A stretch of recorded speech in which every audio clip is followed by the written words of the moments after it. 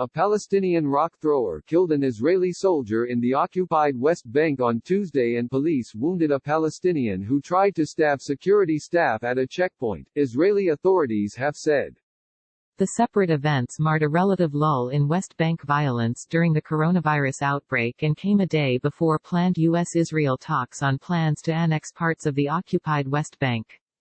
Palestinians and Israelis have restricted their movements and, to a degree, cooperated on measures in response to the crisis. On Thursday, however, Israeli Prime Minister Benjamin Netanyahu plans to swear in a new coalition government whose agenda includes a possible declaration of sovereignty over Jewish settlements and the Jordan Valley in the West Bank, a de facto annexation. The Israeli military said 21-year-old Ahmed bin Yigal died after being struck in the head by a rock thrown from a rooftop in Yabad village, near Jenin, as his Special Forces unit withdrew after detaining 4 wanted Palestinians. Palestinian security sources said that clashes had erupted overnight when Israeli forces raided the village. The Israeli military said troops were back in the village later on Tuesday, searching for the rock thrower, and Netanyahu said on Twitter that Israel would settle the score with him. Residents of Yabad clashed with the troops, who fired tear gas and rubber bullets, according to the official Palestinian news agency WAFA.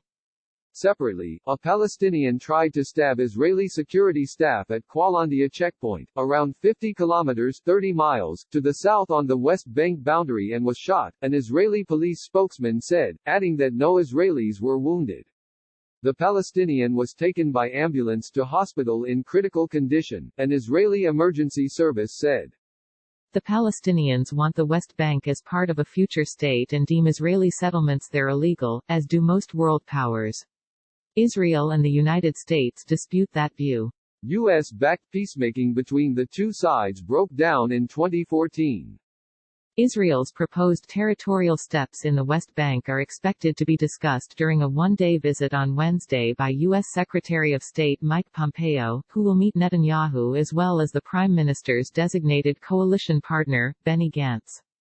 We also hope that we can convince the Palestinian leadership that they should engage with the Israelis on the basis of the Trump vision for peace, Pompeo told the Israel Hayom newspaper in an interview.